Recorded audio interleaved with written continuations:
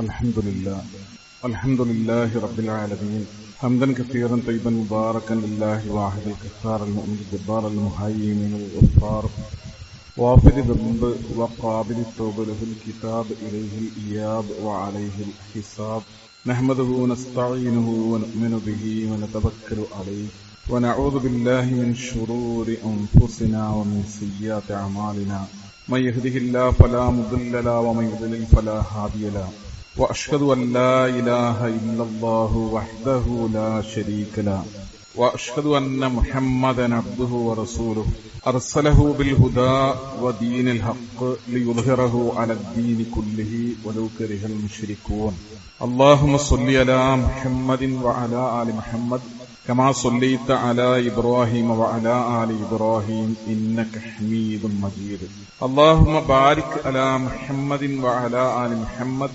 كما باركت على إبراهيم وعلى آل إبراهيم إنك حميد مجيد أما بعد فإن خير الكلام كلام الله وخير الهدي هدي محمد صلى الله عليه وسلم وشر الأمور محدثاتها وكل محدثة بدعة وكل بدعة ضلالة يا أيها الناس أوصيكم وإياي بتقوى الله أعوذ بالله السميع العليم من الشيطان الرجيم يا أيها الذين آمنوا اتقوا الله حق تقاته ولا تموتن إلا وأنتم مسلمون بسم الله الرحمن الرحيم أن تقول نفسي يا حسرة على ما فرطت في جنب الله وإن كنت لمن الساخرين ആദരണീയരായ വിശ്വാസികളെ, സഹോദരന്മാരെ, സഹോദരികളെ, കാരുണ്യവാനായ അള്ളാഹുവിന്റെ കൽപ്പനകളെയും നിർദ്ദേശങ്ങളെയും ശ്രദ്ധിക്കണമെന്നും സൂക്ഷിക്കണമെന്നും തഖ്വയോടുകൂടെ ജീവിക്കണമെന്നും ഓർമ്മപ്പെടുത്തുകയാണ് ശക്തിയായി വസിയത്ത് ചെയ്യുക.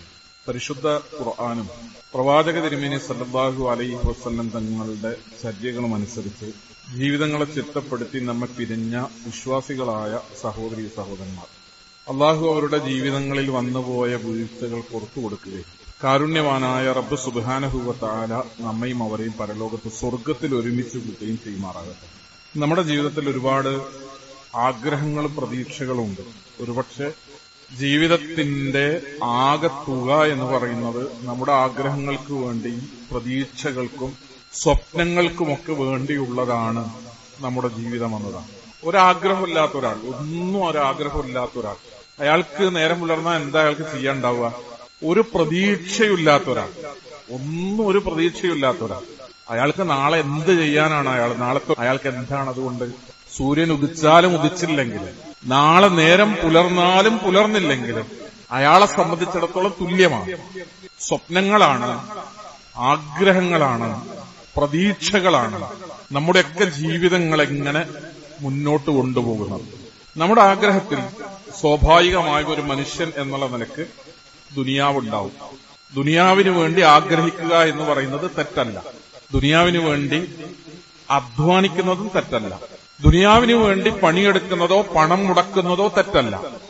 പരിശുദ്ധ ഖുർആനും ഇസ്ലാമും ആ കാര്യത്തിൽ നമ്മളോട് പറഞ്ഞത് അത് മാത്രമായി പോകാതിരിക്കണമെന്ന് മാത്രമാണ്. നമ്മുടെ ആത്യന്തികമായ ലക്ഷ്യവും അധ്വാനത്തിന്റെ ആകത്തുകയും ജീവിതത്തിന്റെ മുഴുവൻ പരിശ്രമങ്ങളും ദുനിയാവിന് വേണ്ടി മാത്രമാകരുത്. നിങ്ങൾ ആഗ്രഹിക്കുമ്പോൾ വിശ്വാസികൾ എന്നുള്ള നിലക്ക് നമുക്ക് മാത്രമാണ് ദുനിയാവിന്റെ അപ്പുറത്തേക്ക് ആഗ്രഹിക്കാൻ കഴിയുക. അള്ളാഹുവിന്റെ റസൂൽ പറഞ്ഞു, നിങ്ങൾ അള്ളാഹുവിനോട് സ്വർഗം ചോദിക്കുമ്പോൾ, റസൂൽ പറയാണ്, നിങ്ങൾ അള്ളാഹിനോട് സ്വർഗത്തിന് വേണ്ടി പ്രാർത്ഥിക്കുമ്പോൾ, പടച്ചോനെ എനിക്ക് സ്വർഗം തരണേ എന്നല്ല നിങ്ങൾ പറയേണ്ടത്. അങ്ങനെയല്ല പ്രാർത്ഥിക്കേണ്ടത്. അള്ളാഹുവിനോട് നിങ്ങൾ ജന്നാത്തുൽ ഫിർദൗസിന് വേണ്ടി പ്രാർത്ഥിക്കണം. ജന്നാത്തുൽ ഫിർദൗസ് എന്താ? ജന്നാത്തുൽ ഫിർദൗസ് എന്ന് പറയുന്നത് സ്വർഗത്തിലെ ഏറ്റവും ഉന്നത സ്ഥാനമാണ് ജന്നാത്തുൽ ഫിർദൗസ്. അത് അമ്പിയാക്കൾക്കാണ്, ഔലിയാക്കൾക്കാണ്, സിദ്ദീഖീങ്ങൾക്കാണ്, ശുഹദാക്കൾക്കാണ് ജന്നാത്തുൽ ഫിർദൗസ് കിട്ടുക. അല്ലാഹുവിന്റെ റസൂൽ നമ്മളോട് പറയാണ്, പടച്ചോനെ സ്വർഗം തരണേ എന്നല്ല നിങ്ങൾ പ്രാർത്ഥിക്കേണ്ടത്. പിന്നെയോ, അള്ളാഹു എനിക്ക് ജന്നാത്തുൽ ഫിർദൗസ്, നിങ്ങൾ ഏറ്റവും വലുത് നിങ്ങൾ ആഗ്രഹിക്കണം. നിങ്ങൾ ഏറ്റവും വലുത് എന്താണോ അതിനുവേണ്ടി നിങ്ങൾ പരിശ്രമിക്കണം എന്നാണ് റസൂലുള്ളാഹി സ്വല്ലല്ലാഹു അലൈഹി വസല്ലം നമ്മളെ പഠിപ്പിക്കുന്നത്. വമിനൻ നാസി, ഖുർആൻ പറയാണ്, പരിശുദ്ധ ഖുർആൻ 2-ാം അധ്യായം സൂറത്തുൽ ബഖറയിൽ അല്ലാഹു പറയാണ്, വമിനൻ നാസി മൻ യഖൂലു റബ്ബനാ ആതിനാ ഫിദ് ദുനിയാ ഹസന വമാ ലഹു ഫിൽ ആഖിറതി മിൻ ഖലാഖ്. മനുഷ്യരുടെ കൂട്ടത്തിൽ 2 തരം പ്രാർത്ഥനക്കാരുണ്ട്. അതിലേത് വിഭാഗത്തിലാണ് നമ്മൾ ഉൾപ്പെടുക എന്നുള്ളത് നമ്മൾ തീരുമാനിക്കണം, നമ്മൾ പരിശോധിക്കണം. മനുഷ്യരുടെ കൂട്ടത്തിൽ 2 തരം പ്രാർത്ഥനക്കാരുണ്ട്.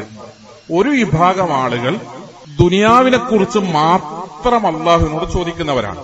മനുഷ്യരുടെ കൂട്ടത്തിൽ എന്ന് പറയുമ്പോൾ അള്ളാഹിനോട് പ്രാർത്ഥിക്കണമെങ്കിൽ വിശ്വാസം ഉണ്ടാകണം, ഈമാൻ ഉണ്ടാകണം, തഖ്വ ഉണ്ടാകണം, നിസ്കാരം ഉണ്ടാകണം, നോമ്പുണ്ടാകണം, പരലോക ബോധം ഉണ്ടാകണം. അപ്പോഴാണ് ഒരാള് പടച്ചവനോട് പ്രാർത്ഥിക്കുക.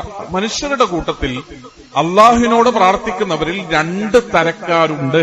ഒരു വിഭാഗം ആളുകൾ മയ്യഖൂൽ ഇങ്ങനെ പറയുന്നവരാണ്, റബ്ബന ആതിനാ ഫിദ്ദുനിയ ഹസന. വീടിനെ കുറിച്ച് അവർ പടച്ചവനോട് പ്രാർത്ഥിക്കും, ജോലിയെപ്പറ്റി പറയും, മക്കളെ കുറിച്ച് പറയും, സമ്പത്തിനെ കുറിച്ച് പറയും, കടബാധ്യതകളെ കുറിച്ച് പറയും, രോഗത്തെക്കുറിച്ച് പറയും. ദുനിയാവുമായി ബന്ധപ്പെട്ട എല്ലാ കാര്യങ്ങളും അവർ അള്ളാഹുവിനോട് ചോദിക്കും. വമാലഹു ഫിൽ ആഖിറതി മിൻ ഖലാഖ്. അവർക്ക് പരലോകത്തേക്കൊന്നും ഉണ്ടാവില്ല. അള്ളാഹു പറയാൻ, ദുനിയാവിൽ അവർ ചോദിച്ച അള്ളാഹ് അവർക്ക് കൊടുത്തേക്കാം, പക്ഷെ അവർക്ക് പരലോകത്തൊന്നും ഉണ്ടാവുകയില്ല. എന്നാൽ വമിനന്നാസി മനുഷ്യരുടെ കൂട്ടത്തിലുണ്ട് റബ്ബന ആതിനാ ഫിദ്ദുനിയ ഹസന വഫിൽ ആഖിറതി ഹസനതൻ വഖിനാ അദാബന്നാർ. ഇങ്ങനെ പ്രാർത്ഥിക്കുന്നവരുണ്ട്. അവർക്കാണ് അള്ളാഹു പരലോകത്ത് വിഭവങ്ങൾ ഒരുക്കി വെച്ചിട്ടുള്ളത്. അവർക്കാണ് അള്ളാഹു പരലോകത്ത് സദ്യവും സൗകര്യങ്ങളും ഒരുക്കി വെച്ചിട്ടുള്ളത്. അവർക്കാണ് അള്ളാഹു നാളെ പരലോകത്ത് വിരുന്നൊരുക്കിയിട്ടുള്ളത്. വിരുന്നൊരുക്കുക എന്ന പ്രയോഗം അള്ളാന്റെ പ്രയോഗമാണ്. നുസുലം മിൻ ഗഫൂരിർ റഹീം. അള്ളാഹു ഒരു വിരുന്നൊരുക്കിയിട്ട്. അബ്ദുല്ലാഹി ബിൻ മസ്ഊദ് റളിയല്ലാഹു പറയാണ്, ഇശാ നമസ്കാരം കഴിഞ്ഞപ്പോൾ ഒരു ദിവസം രാത്രി റസൂൽ എന്റെ കൈ പിടിച്ചെന്നെ ബത്തഹാ മക്ക, ഈ ചരൽക്കല്ലുകളൊക്കെ ഉള്ള മക്കയുടെ ഒരു പ്രാന്ത പ്രദേശത്തേക്ക്, ഒടിഞ്ഞ ഭാഗത്തേക്ക് റസൂൽ എന്നെ കൊണ്ടുപോയി. എന്നിട്ട് അവിടെ ഒരു വര വരച്ചിട്ട് എന്നോട് അവിടെ നിൽക്കാൻ വേണ്ടി പറഞ്ഞു. റസൂൽ സല്ലല്ലാഹു അലൈഹി വസല്ലം എന്നെ അവിടെ നിർത്തി. എന്നിട്ട് റസൂൽ പോയി. റസൂലിനെ കാണാൻ ആരൊക്കെയോ വന്നു. എന്നിട്ട് പ്രവാചക തിരുമേനി സല്ലല്ലാഹു അലൈഹി വസല്ലം കുറെ കഴിഞ്ഞതിന് ശേഷം എന്റെ അടുത്ത് വന്നിട്ട് എന്റെ മടിയിൽ തലവെച്ച് റസൂൽ കടന്നു. ക്ഷീണിതനായിരുന്നു റസൂൽ. രാത്രി ഏറെ വൈകി എന്റെ മടിയിൽ തലവെച്ച് കടന്ന ഉടനെ റസൂൽ ഉറങ്ങിപ്പോയി. റസൂൽ ശ്വാസം എടുക്കുന്നതിന്റെ ശബ്ദം എനിക്ക് കേൾക്കാമായിരുന്നു. നല്ല ആഴത്തിൽ റസൂൽ ഉറങ്ങി എന്നതിനാണ് അബ്ദുല്ലാഹി ബിൻ മസ്ഊദ് റളിയല്ലാഹു അൻഹു പറയുന്നത്, റസൂൽ ശ്വാസം എടുക്കുന്നതിന്റെ ശബ്ദം എനിക്ക് കേൾക്കാമായിരുന്നു. റസൂലുള്ളാഹി സ്വല്ലല്ലാഹു അലൈഹി വസല്ലം തങ്ങളുടെ ജീവിതത്തിൽ സംഭവിച്ച ഒരു അത്ഭുതത്തെയാണ് അവിടെ റിപ്പോർട്ട് ചെയ്യുന്നത്. അബ്ദുല്ലാഹി ബിൻ മസ്ഊദ് റളിയല്ലാഹു അൻഹു പറയാണ്, വെള്ള വസ്ത്രധാരികളായ കുറച്ചാളുകൾ അവിടേക്ക് വന്നു. അവരുടെ സൗന്ദര്യം എത്രയാണ് എന്ന് എനിക്ക് പറയാൻ കഴിയില്ല. സങ്കല്പിക്കാനും വർണ്ണിക്കാനുമാകാത്ത സൗന്ദര്യമുള്ള ശുഭ്രവസ്ത്രധാരികൾ അവിടേക്ക് വന്നു. അവർ കുറച്ചാളുകൾ റസൂലുള്ളാഹി സ്വല്ലല്ലാഹു അലൈഹി വസല്ലം തങ്ങളുടെ തലഭാഗത്തും കുറച്ചാളുകൾ അല്ലാഹുവിന്റെ പ്രവാചകന്റെ പാദങ്ങൾക്കരികിലിരുന്നു. എന്നിട്ട് അവർ തമ്മിൽ സംസാരിച്ചു. അവർ പരസ്പരം സംസാരിച്ചു. അവർ പറഞ്ഞു, ഈ മനുഷ്യനോളം അനുഗ്രഹം ചെയ്യപ്പെട്ട ഒരാൾ, അള്ളാഹുവിന്റെ അടുക്കൽ നിന്ന് ഇദ്ദേഹത്തോളം അനുഗ്രഹം ചെയ്യപ്പെട്ട മറ്റൊരാൾ ഉണ്ടാവുകയില്ല. ഇപ്പോൾ തന്നെ അദ്ദേഹത്തിന്റെ കണ്ണുകൾ രണ്ടും ഉറങ്ങുന്നു, പക്ഷെ അദ്ദേഹത്തിന്റെ മനസ്സുണർന്നിരിക്കുന്നു എന്ന് അവർ പറയുകയുണ്ടായി. എന്നിട്ട് അവർ പറഞ്ഞു, ഒരു രാജാവിനെ പോലെ ഇദ്ദേഹം ചെയ്യുന്ന ദൗത്യം ഒരു രാജാവിനെ പോലെ. രാജാവ് ഒരു വലിയ സദ്യ ഒരുക്കി. എന്നിട്ട് കൊട്ടാരത്തിലേക്ക് കുറെ ആളുകൾ ക്ഷണിച്ചു. കുറെ ആളുകൾ അതിന് ഉത്തരം നൽകി, ക്ഷണം സ്വീകരിച്ചു. കുറെ ആളുകൾ ക്ഷണം സ്വീകരിച്ചില്ല. ക്ഷണം സ്വീകരിച്ചവർക്ക് രാജാവ് വലിയ വിരുന്ന് നൽകി. ക്ഷണം നിരസിച്ചവരെ രാജാവ് ശിക്ഷിക്കുകയും ചെയ്തു. ഇത് പറഞ്ഞിട്ട് ആളുകൾ പോയി. ഫസ്തൈഖല റസൂലുള്ളാഹ്. അവര് എഴുന്നേറ്റ് പോയപ്പോ റസൂൽ ഉണർന്നു. എന്നിട്ട് റസൂലുള്ളാഹി സ്വല്ലല്ലാഹു അലൈഹി വസല്ലം തങ്ങൾ അബ്ദുല്ലാഹി ബിൻ മസ്ഊദിനോട് അതാരാണ് എന്നറിയോ, ഇവിടെ വന്നതും സംസാരിച്ചതും പോയതും അതാരാണെന്നറിയോ? റസൂൽ അതുവരെ ഉറങ്ങാണ്. അബ്ദുല്ലാഹി ബിൻ മസ്ഊദ് റളിയല്ലാഹു അൻഹു പറഞ്ഞു, അല്ലാഹു വറസൂലുഹു അഅലം. അല്ലാഹു റസൂലിനുമാണ് ഏറ്റവും നന്നായി അറിയാം, എനിക്കറിയില്ല. അത് ഹുമുൽ മലായിക.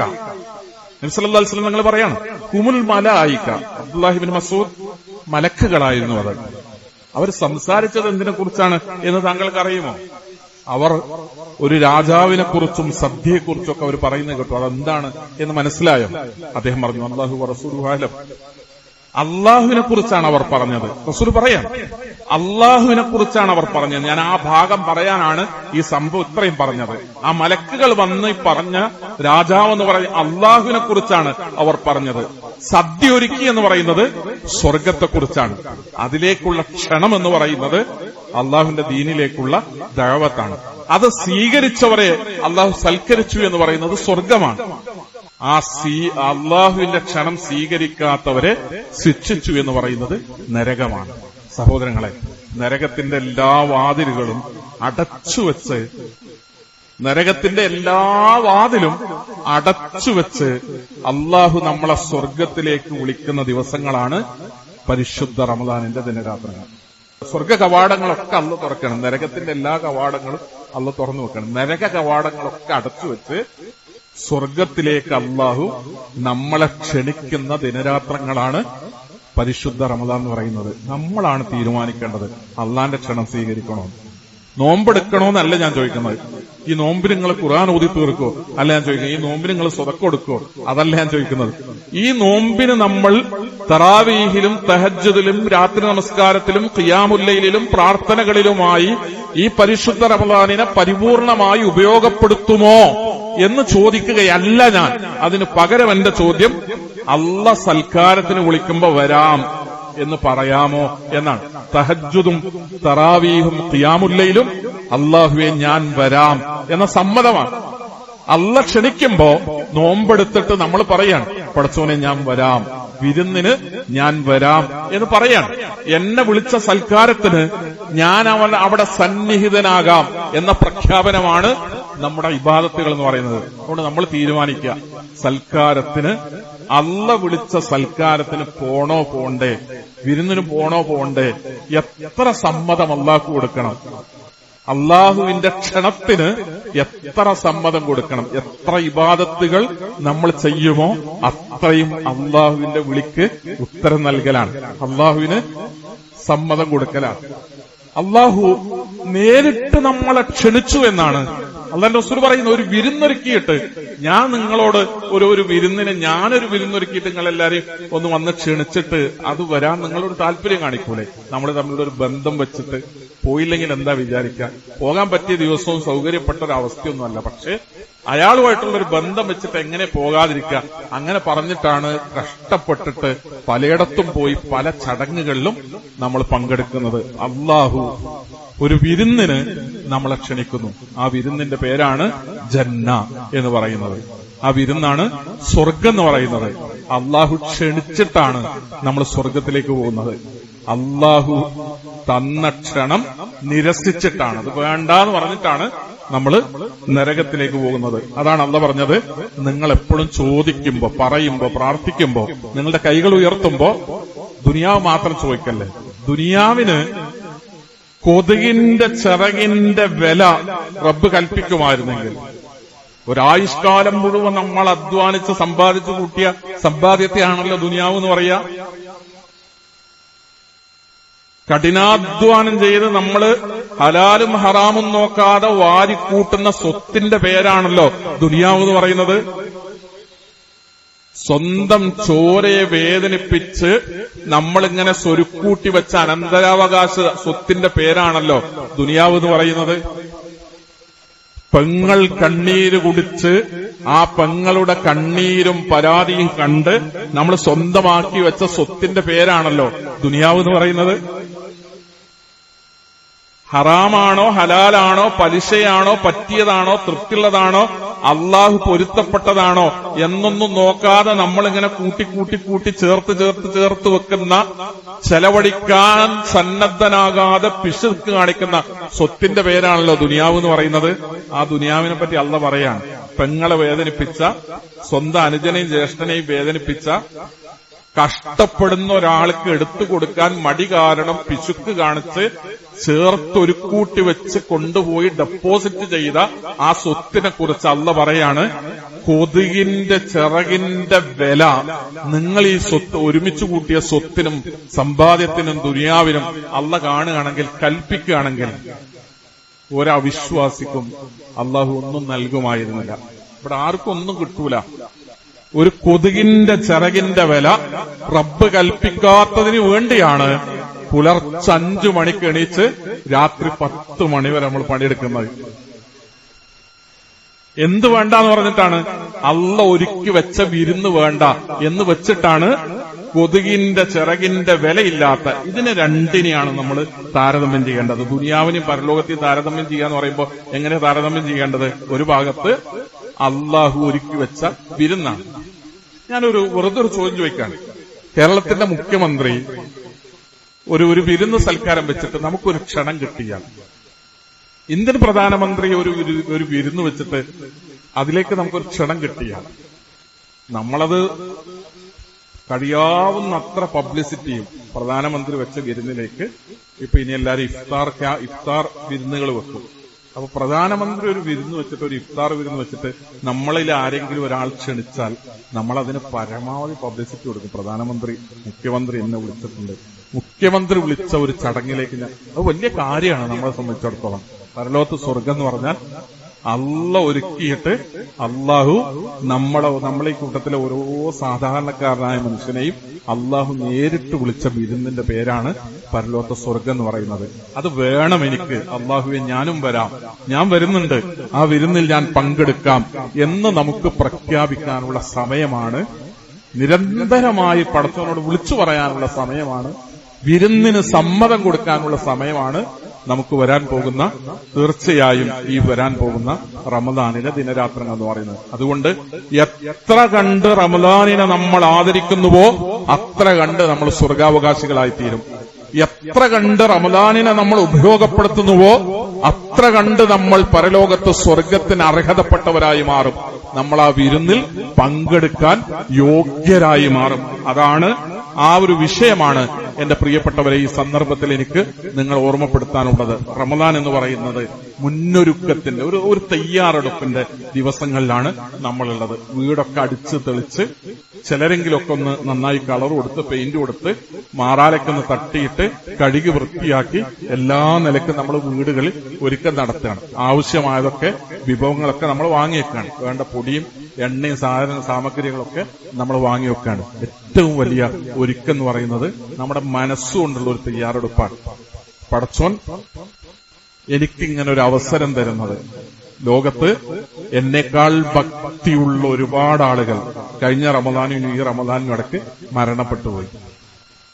എന്നേക്കാൾ ഭക്തിയുള്ള, ഈമാനുള്ള, തഖ്വയുള്ള, പടച്ചോനെ പേടിയുള്ള ഒരുപാട് ആളുകൾ കഴിഞ്ഞ റമദാൻ കഴിഞ്ഞിട്ട് ഈ റമദാനിടക്ക് മരണപ്പെട്ടുപോയി. അവർക്ക് കിട്ടാത്ത, അവർക്ക് അള്ളാഹു കൊടുത്തിട്ടില്ലാത്ത ഒരവസരം കൂടി അള്ളാഹു അനുവദിച്ചാൽ, അള്ളാഹു ആയുസ് തന്നാൽ, ഈ കൊല്ലത്തെ റമദാൻ കൂടി അള്ളാഹു നമുക്ക് അനുവാദം തന്നാൽ, നൂറുകണക്കിന്, ആയിരക്കണക്കിന്, പതിനായിരക്കണക്കിന് ലോകത്തെമ്പാടുമുള്ള വലിയ മുത്തഖികൾ, കഴിഞ്ഞ നോമ്പിന് ശേഷം മരണപ്പെട്ടവർ, അള്ളാഹുവിന് ഏറ്റവും ഇഷ്ടമുള്ള ഒരുപാട് അവന്റെ ദാസന്മാർ, വലിയ വലിയ പണ്ഡിതന്മാർ, നല്ല തഖ്വയുള്ള ആളുകൾ ഈ കാലത്ത് മരിച്ചുപോയവരുണ്ട്. അവർക്ക് കിട്ടാത്ത ഒരവസരം കൂടി അള്ളാഹു നമ്മുടെ മുമ്പിലേക്ക് വെച്ച് നീട്ടുകയാണ്. ഒരവസരം, ഒരു ചാൻസ് കൂടി അള്ളാഹു നമുക്ക് നൽകുകയാണ്. ഈ റമദാനിൽ വരാൻ പോകുന്ന ഒരു 10-30 ദിവസം അള്ളാഹു നമ്മളെ ജീവിക്കാൻ അനുവദിച്ചാൽ, അങ്ങനെ കിട്ടുകയാണെങ്കിൽ, നമുക്ക് ആയുസ് അള്ളാഹു തന്നാൽ, ആ ദിനരാത്രങ്ങൾ പരിപൂർണമായി ഉപയോഗപ്പെടുന്ന, പ്രയോജനപ്പെടുന്ന, അതിന്റെ എല്ലാ സൽഫലങ്ങളും വാരിക്കൂട്ടുന്ന, സമ്പാദിച്ചെടുക്കുന്ന മഹാഭാഗ്യവാന്മാരായി നമ്മൾ മാറണം. അള്ളാഹു ഇതിനെ എന്നെയും നിങ്ങളെയും അനുഗ്രഹിക്കുമാറാകട്ടെ. പാപങ്ങൾ പൊറുക്കപ്പെടുന്ന സ്വാലിഹീങ്ങളിൽ, സജ്ജനങ്ങളിൽ, സദുർത്തവാന്മാരിൽ കുടുംബസമേതം അള്ളാഹു നമ്മെ ഉൾപ്പെടുത്തി അനുഗ്രഹിക്കുമാറാകട്ടെ. അൽഹംദുലില്ലാഹ് വസ്സലാത്തു വസ്സലാമു അലാ റസൂലില്ലാഹി വഅലാ ആലിഹി വസ്വഹ്ബിഹി അജ്മഈൻ. ആദരണീയരായ വിശ്വാസികളെ, സഹോദരന്മാരെ, സഹോദരികളെ, അള്ളാഹുവിനെ സൂക്ഷിച്ച് ജീവിക്കണമെന്ന് ഒരിക്കൽ കൂടി ഓർമ്മപ്പെടുത്തുകയാണ്, ശക്തിയായി വസിയത്ത് ചെയ്യുകയാണ്. നബി സല്ലല്ലാഹു അലൈഹി വസല്ലം തങ്ങൾ പറഞ്ഞു, ഇദാ അറാദല്ലാഹു ബിഅബ്ദിൻ ഖൈറൻ, തന്റെ അടിമകളുടെ കൂട്ടത്തിൽ ഏതെങ്കിലും ഒരാൾക്ക് അള്ളാഹു ഖൈർ ഉദ്ദേശിച്ചാൽ, അയാൾക്ക് ഗുണം വരട്ടെ എന്ന് പടച്ചോൻ ഉദ്ദേശിച്ചാൽ, ഇസ്തഅമലഹു, അള്ളാഹു അയാളെ കർമ്മനിരതനാക്കും. അപ്പൊ ആളുകൾ ചോദിച്ചു, കൈഫ യസ്തഅമിലു, ഈ കർമ്മനിരതനാക്കുക എന്ന് പറഞ്ഞ പടച്ചോൻ എന്താ ചെയ്യാ?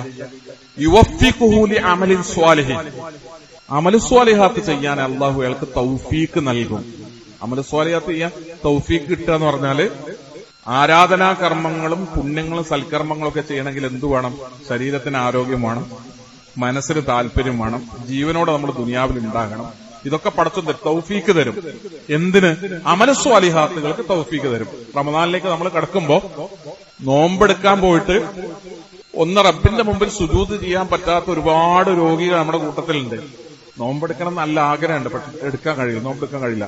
അവര് പകരം പ്രായശ്ചിത്തം കൊടുത്തിട്ട് ഒരു അഗതിക്ക് ഭക്ഷണം കൊടുത്തിട്ട് നോമ്പിന് സമാനമായി അവർ സമാധാനിക്കും. രോഗിയാണ് എന്നുള്ള നിലയ്ക്ക് അള്ളാഹു കൊടുത്ത ഇളവ് അവർ അനുവദിക്കും. ആഗ്രഹമുണ്ട് നോമ്പെടുക്കാൻ, വൈകുന്നേരം വരെ വെള്ളം കുടിക്കാതെ ഭക്ഷണം കഴിക്കാതെ നോമ്പെടുക്കണം. പക്ഷെ കഴിയാത്ത നല്ല ആഗ്രഹം ഉണ്ടായിട്ടും അതിന് പറ്റാത്ത കുറെ ആൾക്കാർ മനുഷ്യരുടെ കൂട്ടത്തിലുണ്ട്. സഹോദരങ്ങളെ, അള്ളാഹു അവസരം തരും. അള്ളാഹു ആരോഗ്യത്തോടെ മനസ്സിന്റെ താല്പര്യത്തോടെ അള്ളാഹു അവസരങ്ങൾ തരും. അങ്ങനെ നമ്മുടെ മുമ്പിലേക്ക് അള്ളാഹു തരുന്ന അവസരമാണ് പരിശുദ്ധ റമദാൻ. എപ്പോഴാണ് അള്ളാഹു അവസരം തരിക? അവിടെയാണ് അതിന്റെ പ്രധാനപ്പെട്ട നമ്മുടെ മനസ്സിൽ മനസ്സിൽ തട്ടേണ്ടുന്ന ഒരു ഭാഗം. എപ്പോഴാണ് അള്ളാഹു അവസരം തരിക? ഇദാ അറാദല്ലാഹു ബി അബ്ദിൻ ഖൈറൻ, ഒരടിമക്ക് നന്മ വരണമെന്ന് അള്ളാഹു ഉദ്ദേശിച്ചാൽ അപ്പോഴാണ് അവസരം തരിക. അതാണ് ഞാൻ പറഞ്ഞത്, നമ്മളെക്കാൾ തെക്കുള്ള കുറെ ആളുകൾ മരിച്ചു പോയപ്പോ നമ്മൾ അവസാനിക്കുകയാണ്, നമ്മളിപ്പോഴും ജീവിച്ചിരിക്കുകയാണ്. അള്ളാഹ് അനുവദിച്ചാൽ ഈ റമദാനിലേക്ക് നമ്മൾ പ്രവേശിക്കുകയാണ്. റമദാൻ നമുക്ക് കിട്ടുകയാണെങ്കിൽ അള്ളാഹ് നമുക്ക് അവസരം തരാണ്. എന്തിനാണ് അവസരം? ഇദാ അറാദല്ലാഹു ബി അബ്ദിൻ ഖൈറ, നമുക്ക് നന്മ ഉദ്ദേശിച്ചത് കൊണ്ടാണ്. നമുക്കൊരു ഖൈർ വരണം നമ്മുടെ ജീവിതത്തിൽ. പരലോകത്ത് നമ്മൾ ചെല്ലുമ്പോൾ ഒരു റമദാനിന്റെ കൂലി വാങ്ങി ചെല്ലാനാണ് അള്ളാന്റെ തീരുമാനം. നമ്മൾ ഈ റമദാനിൽ കൂടി ജീവിക്കുന്നു എന്ന് പറഞ്ഞാൽ അതിന്റെ മതപരമായ അർത്ഥം എന്താണ്? അതിന്റെ ദീനിയായ അതിന്റെ മയന എന്താണ്? ഒരു റമദാൻ കൂടി നമ്മൾ ജീവിക്കുന്നു എന്ന് പറഞ്ഞാൽ അതിന്റെ മതപരമായ അർത്ഥം എന്ന് പറയുന്നത് ഒരു റമദാനിന്റെ കൂലി വാങ്ങി അള്ളാഹുവിന്റെ കോടതിയിലേക്ക് നമ്മൾ ചെല്ലണമെന്ന് നമ്മളെക്കുറിച്ച് അള്ളാഹ് ഉദ്ദേശിക്കുന്നു. അങ്ങനെയാണെങ്കിൽ ആ റമദാനിന്റെ പ്രതിഫലം ഏറ്റവും ഉയർന്ന, ഈ നാട്ടിൽ ഏറ്റവും കൂടുതൽ ഈ കൊല്ലത്തെ റമദാനിന്റെ കൂലി വാങ്ങുന്നത് ഞാനാകണം. അത് നമുക്ക് ഓരോരുത്തർക്കും തീരുമാനിക്കാൻ പറ്റും. നമ്മുടെ നമസ്കാരത്തെ ക്രമപ്പെടുത്താൻ പറ്റും. നമുക്ക് ധാരാളമായി ഖുർആൻ ഓതാൻ പറ്റും, ദിക്റുകൾ ചെല്ലാൻ പറ്റും, സ്വതക്കകൾ ചെയ്യാൻ പറ്റും, രാത്രി നിസ്കരിക്കാൻ പറ്റും, സുന്നത്ത് നിസ്കരിക്കാൻ പറ്റും, ജമാഅത്ത് നമസ്കാരങ്ങൾ കണിശമായി നമുക്ക് നിർവഹിക്കാൻ പറ്റും. എല്ലാ കാര്യങ്ങളിലും ശ്രദ്ധയും സൂക്ഷ്മതയും വരുത്തിയിട്ട് ഏറ്റവും കൂടുതൽ ഈ ഇരിക്കുന്ന ആളുകളുടെ കൂട്ടത്തിൽ ഇക്കൊല്ലത്തെ റമദാനിൽ ഏറ്റവും അധികം കൂലി വാങ്ങുന്നത് ഞാനാകണം. ഏറ്റവും അധികം പേജുകൾ ഖുർആൻ ഓതിയത് ഞാനാകണം. അള്ളാഹിനോട് ഏറ്റവും അധികം പ്രാർത്ഥിച്ചത് ഈ ഇരിക്കുന്ന ആൾക്കാരുടെ കൂട്ടത്തിൽ ഞാനാകണം. ഈ പള്ളിയിൽ ഒരുമിച്ച് കൂടുന്ന ആളുകളുടെ കൂട്ടത്തിൽ ഏറ്റവും കൂടുതൽ ദിക്റുകൾ ചെല്ലുന്നത് ഞാനാകണം. ആ മാനസികാവസ്ഥയാണ് ഉണ്ടാകണം എന്ന് അള്ളാഹു നമ്മളോട് ആവശ്യപ്പെടുന്നത്. ഞാൻ ഓതിയ ആയത്തിന്റെ അർത്ഥം പറഞ്ഞിട്ട് ഞാൻ അവസാനിപ്പിക്കാം. അള്ളാഹ് പറയാണ്, അൻ തഖൂല നഫ്സുൻ യാ ഹസ്റത അലാ മാ ഫറത്തു ഫീ ദംബില്ലാഹ് വഇൻ കുൻതു ലമിന സാഖിരീൻ. ഒരു മനുഷ്യന് ഇങ്ങനെ പറയേണ്ടി വരാതിരിക്കാൻ എന്തിനാ അള്ളാഹ് അവസരങ്ങൾ നൽകുന്നത് അറിയാം? ഒരു മനുഷ്യന് ഇങ്ങനെ പറയേണ്ടി വരാതിരിക്കാൻ. എന്താണ് അയാൾ പറയുന്നത്? ഫറത്തു ഫീ ദംബില്ലാഹ്, ഞാന് പല സംഗതികൾ ചെയ്തു, പക്ഷേ പടച്ചോനുമായി ബന്ധപ്പെട്ട കുറെ കാര്യങ്ങളിൽ ഞാൻ വീഴ്ച വരുത്തി, ദീനുമായി ബന്ധപ്പെട്ട കുറെ കാര്യങ്ങളിൽ ഞാൻ വീഴ്ച വരുത്തി എന്ന് ഒരു അടിമക്ക്, ഒരു മനുഷ്യന് പറയേണ്ടി വരാതിരിക്കാനാണ് അള്ളാഹു അവസരം നൽകുന്നത്. എന്തിനാ പടച്ചോൻ അവസരം തരുന്നത്? നാളെ പിറ്റേന്ന് ഖേദിക്കേണ്ടി വരാതിരിക്കാൻ, സങ്കടപ്പെടേണ്ടി വരാതിരിക്കാൻ. അവസരം ഉണ്ടായിട്ട് ഞാനത് ഉപയോഗിച്ചില്ലല്ലോ. 10-60 കൊല്ലം ഞാൻ ജീവിച്ചു.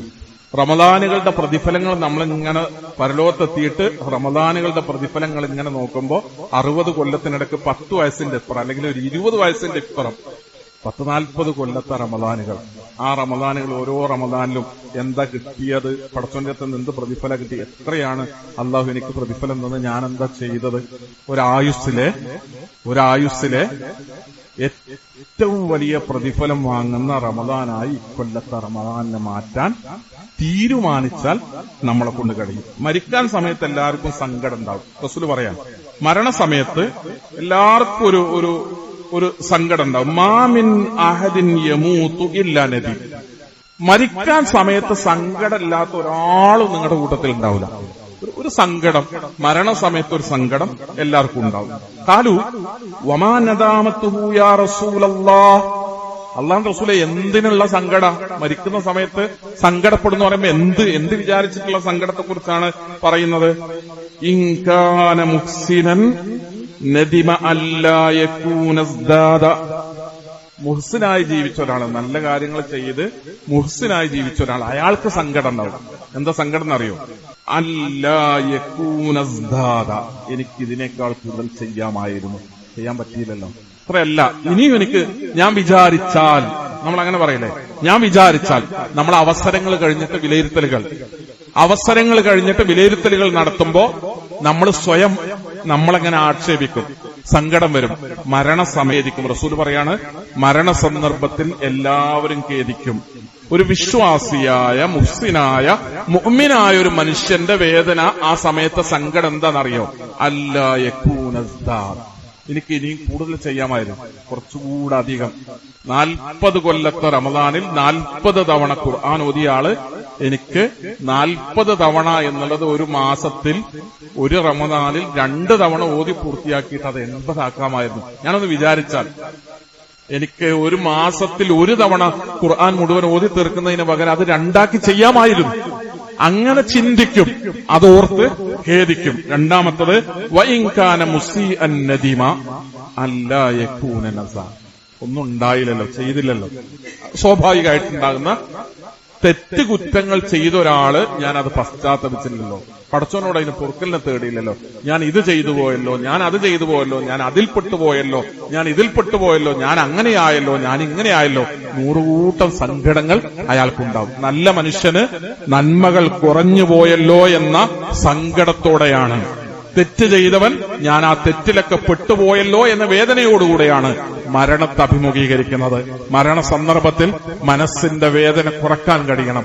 അള്ളാഹു ഈ റമദാനിന് ശേഷമാണ് നമ്മളെ തിരിച്ചു വിളിക്കുന്നെങ്കിൽ നമ്മുടെ മനസ്സിന്റെ ഉള്ളിന്റെ ഉള്ളിൽ ഒരു സമാധാനം. ഒരു റമദാനിൽ ഒരു വിശ്വാസി എന്നുള്ള നിലയ്ക്ക് എന്തൊക്കെ ചെയ്യാനാകുമോ, അള്ളാഹുവെ റമദാനിന് മുമ്പ് തന്നെ ഞാൻ അതൊക്കെ ആലോചിച്ചു വെച്ചു. ഒരു വിശ്വാസിക്ക് ഒരു റമദാനിൽ എന്തൊക്കെ ചെയ്യാമോ ഞാൻ അതൊക്കെ ഞാൻ ആസൂത്രണം ചെയ്തു റബ്ബേ, ഒക്കെ തീരുമാനമെടുത്തു. ഞാൻ അതിനൊക്കെ തയ്യാറെടുപ്പുകൾ നടത്തി.